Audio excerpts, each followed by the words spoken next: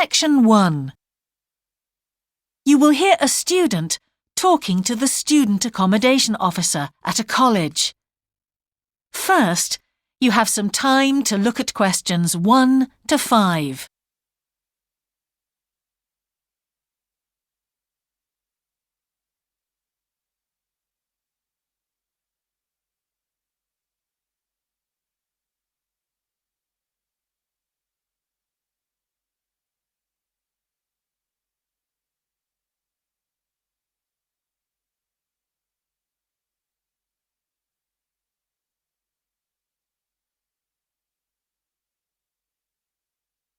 You will see that there is an example that has been done for you. On this occasion only, the conversation relating to this will be played first. Good morning. Can I help you? Yes, I've just been accepted on a course at the university and I'd like to try and arrange accommodation in the hall of residence. Yes, certainly. Please sit down. What I'll do is fill in a form with you to find out a little more about your preferences and so forth. Thank you. The student wishes to arrange accommodation in a hall of residence, so hall has been written in the space. Now we shall begin. You should answer the questions as you listen, because you will not hear the recording a second time. Listen carefully and answer questions 1 to 5. Good morning. Can I help you? Yes, I've just been accepted on a course at the university and I'd like to try and arrange accommodation in the hall of residence. Yes, certainly. Please sit down. What I'll do is fill in a form with you to find out a little more about your preferences and so forth. Thank you. So, first of all, can I take your name? It's Anu Bhatt. Could you spell your name, please? Yes, ANUBHATT. Thanks. And could I ask your date of birth? The 31st of March, 1972. Thank you. And where are you from? India. Oh, right. And what will you be studying? I'm doing a course in nursing. Right, thank you. And how long would you want to stay in hall, do you think? Well, it'll take 3 years, but I'd only like to stay in hall for 2. I'd like to think about living outside for the 3rd year. Fine. And what did you have in mind for catering? Do you want to cook for yourself or have all your meals provided? That's full board. Is there something in between? Yes, you can just have evening meal provided, which is half board. That's what I'd prefer. Yes, a lot of students opt for that. Now, with that in mind, do you have any special diet, anything we should know about? Yes, I don't take red meat. No red meat. Before you hear the rest of the conversation, you have some time to look at questions 6 to 10.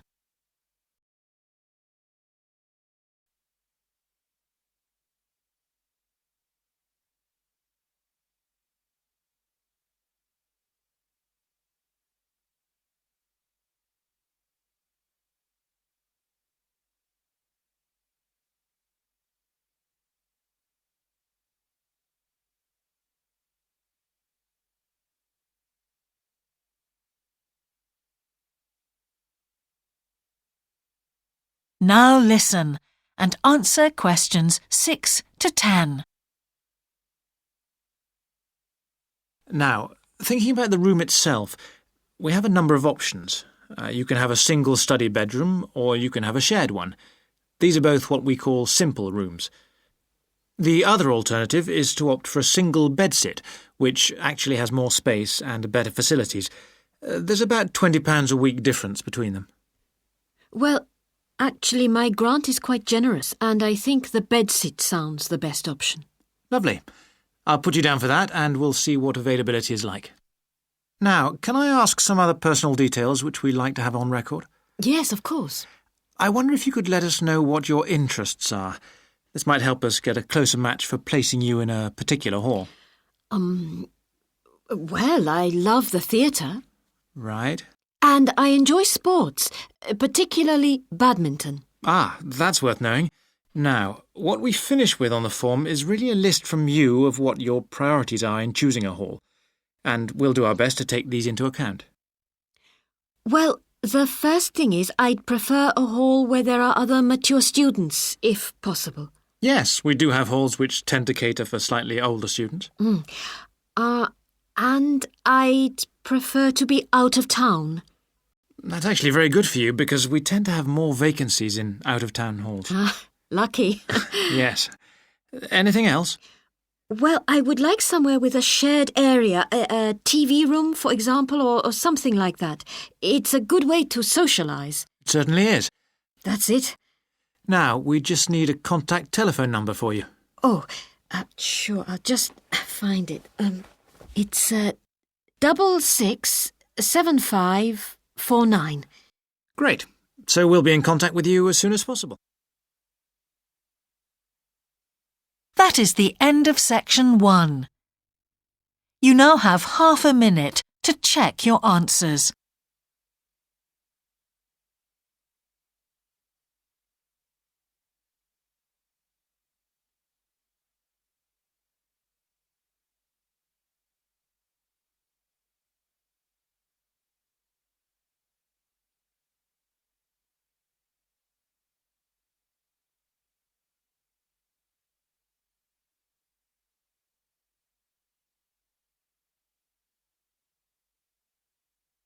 Now turn to section 2.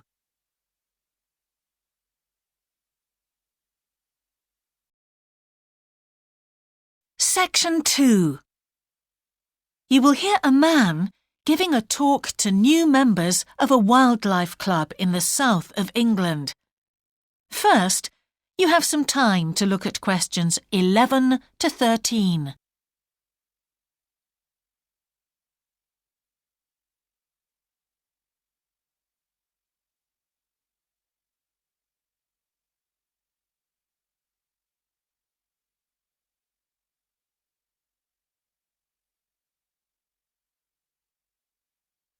Now listen carefully and answer questions 11 to 13. Hello, I'm delighted to welcome you to our Wildlife Club and very pleased that you're interested in the countryside and the plants and creatures of this area. I think you'll be surprised at the variety we have here, even though we're not far from London. I'll start by telling you about some of the parks and open spaces nearby. One very pleasant place is Halland Common.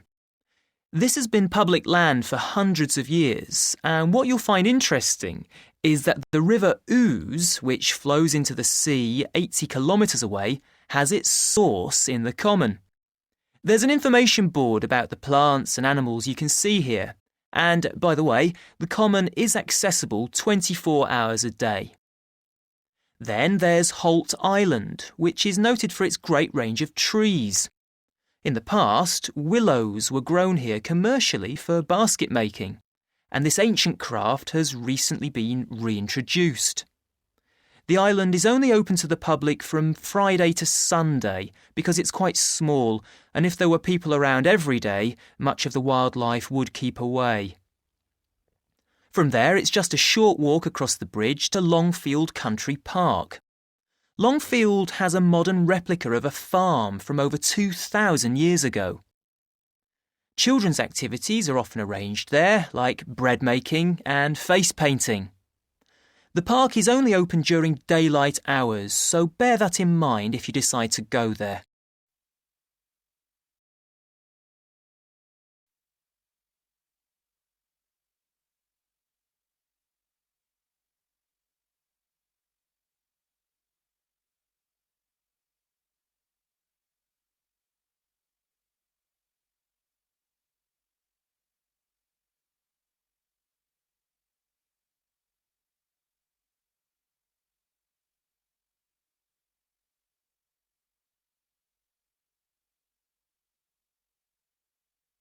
Now listen and answer questions 14 to 20. Longfield Park has a programme of activities throughout the year, and to give you a sample, this is what's happening in the next few days. On Monday, you can learn about herbs and how they've been used over the centuries. You'll start with a tour of our herb garden, practice the technique of using them as colour dyes for cloth, and listen to an illustrated talk about their use in cooking and medicine. Then on Wednesday, you can join local experts to discover the variety of insects and birds that appear in the evening. We keep to a small number of people in the group, so if you want to go, you'll need to phone the park ranger a few days ahead. There's a small charge which you should pay when you turn up. I'm sure you're all keen to help with the practical task of looking after the park, so on Saturday you can join a working party. You'll have a choice of all sorts of activities, from planting hedges to picking up litter, so you'll be able to change from one to another when you feel like it. The rangers will be hard at work all day, but do come and join in, even for just a short while. One thing, though, is to make sure you're wearing something that you don't mind getting dirty or torn. And finally, I'd like to tell you about our new wildlife area, Hinchingbrook Park, which will be opened to the public next month. This slide doesn't really indicate how big it is, but anyway, you can see the 2 gates into the park and the main paths. As you can see, there's a lake in the northwest of the park with a bird hide to the west of it at the end of a path, so it'll be a nice, quiet place for watching the birds on the lake. Fairly close to where refreshments are available, there's a dog walking area in the southern part of the park, leading off from the path. And if you just want to sit and relax, you can go to the flower garden. That's the circular area on the map, surrounded by paths. And finally, there's a wooded area in the western section of the park, between 2 paths. OK, that's enough from me, so let's get on and have a look. That is the end of section 2. You now have half a minute to check your answers.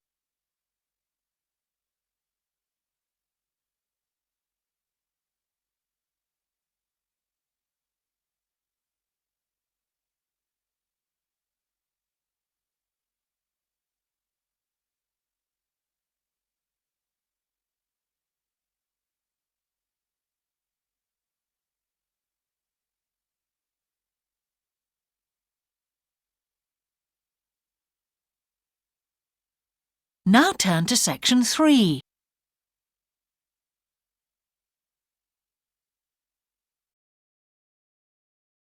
Section 3. You will hear the Director of Studies in an English Language Centre and a student representative talking about their self-access centre. First, you have some time to look at questions 21 to 24.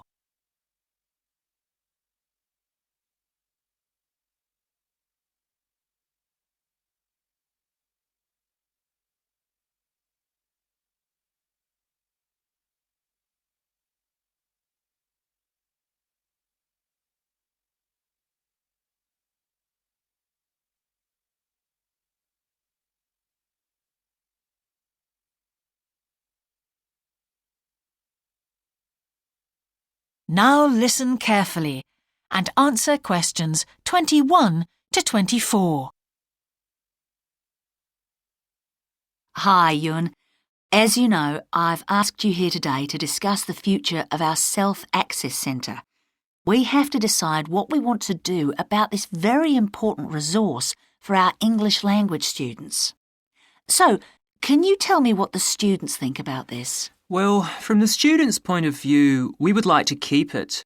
The majority of students say that they enjoy using it because it provides a variation on the classroom routine, and they see it as a pretty major component of their course. But we would like to see some improvements to the equipment, particularly the computers. There aren't enough for one each at the moment, and we always have to share. Well, yes, the teachers agree that it is a very valuable resource. But one thing we have noticed is that a lot of the students are using it to check their personal emails. We don't want to stop you students using it, but we think the computers should be used as a learning resource, not for emails. Some of us also think that we could benefit a lot more by relocating the Self-Access Centre to the main university library building. How do you think the students would feel about that, Yun? Well, the library is big enough to incorporate the Self-Access Centre, but it wouldn't be like a class activity anymore. Our main worry would be not being able to go to a teacher for advice. I'm sure there would be plenty of things to do, but we really need teachers to help us choose the best activities. Well, there would still be a teacher present and he or she would guide the activities of the students. We wouldn't just leave them to get on with it. Yes, but I think the students would be much happier keeping the existing setup. They really like going to the Self-Access Centre with their teacher and staying together as a group to do activities. If we could just improve the resources and facilities, I think it would be fine. Is the cost going to be a problem? It's not so much the expense that I'm worried about, and we've certainly got room to do it, but it's the problem of timetabling a teacher to be in there outside class hours. If we're going to spend a lot of money on equipment and resources, we really need to make sure that everything is looked after properly. Anyway, let's make some notes to see just what needs doing to improve the centre. Before you hear the rest of the conversation, you have some time to look at questions 25 to 30.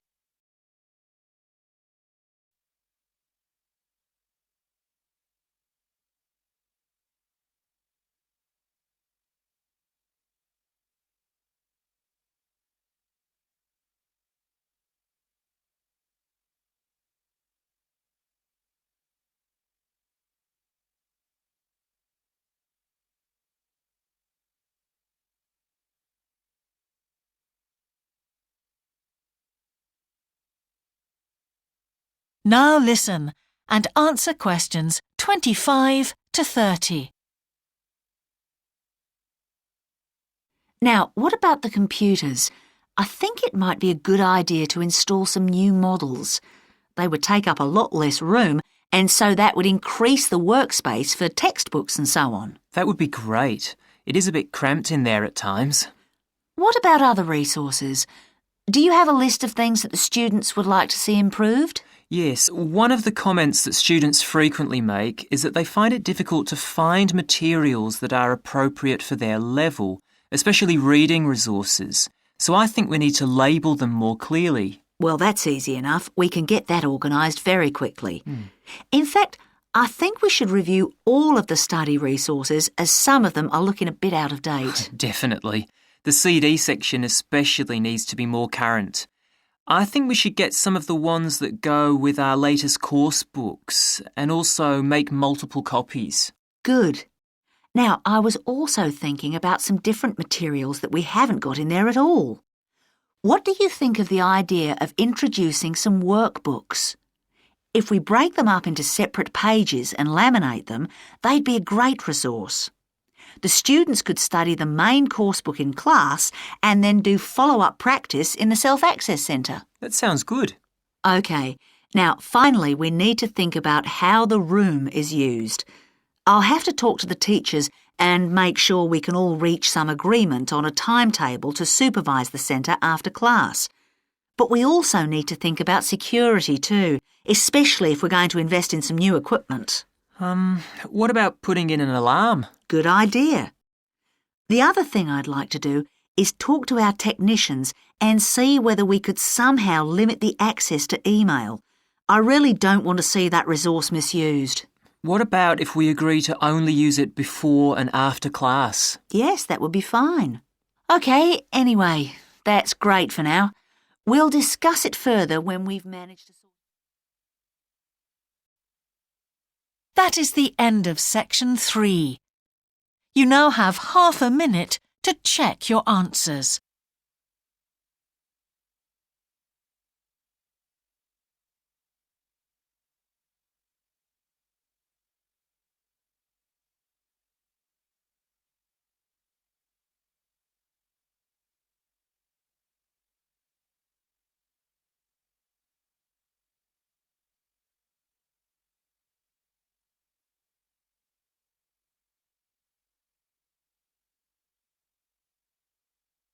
Now turn to Section 4.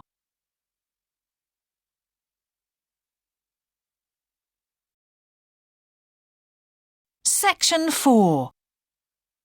You will hear the beginning of a lecture about business cultures.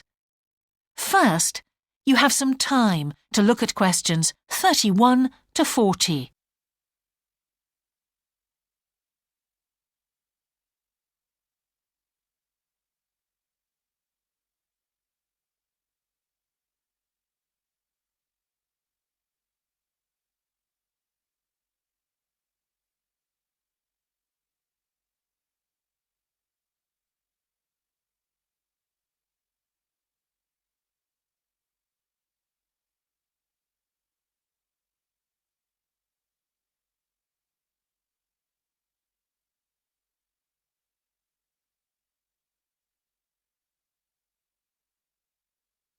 Now listen carefully and answer questions 31 to 40. Good morning, everyone. Now, whether you're going to university to study business or some other subject, many of you will eventually end up working for a company of some kind. Now, when you first start working somewhere, you will realize that the organization you've joined has certain characteristics.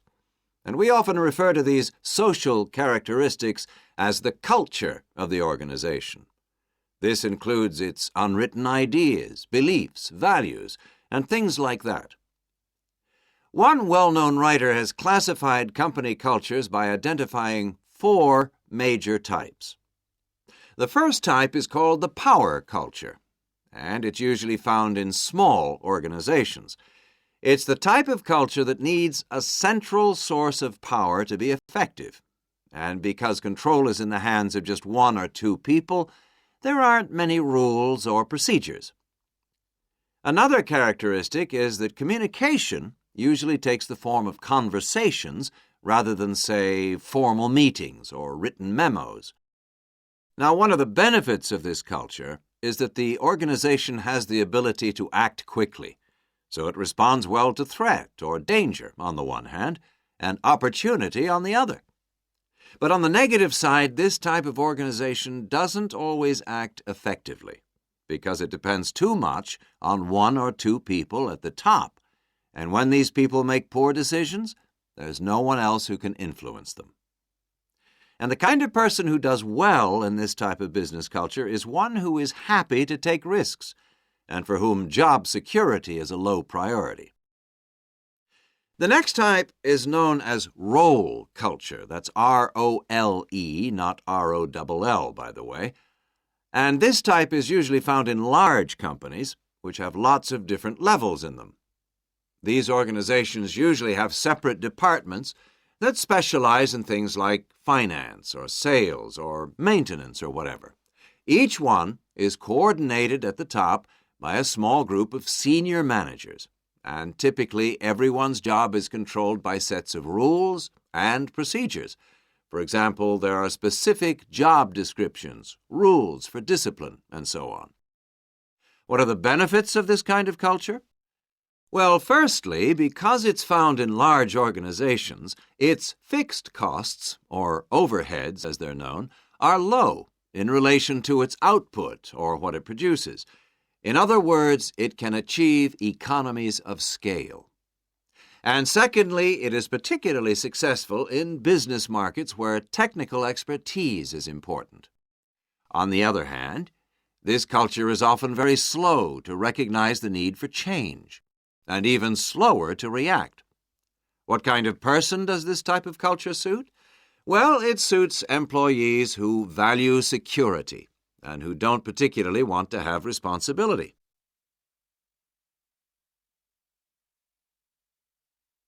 Moving on now to task cultures.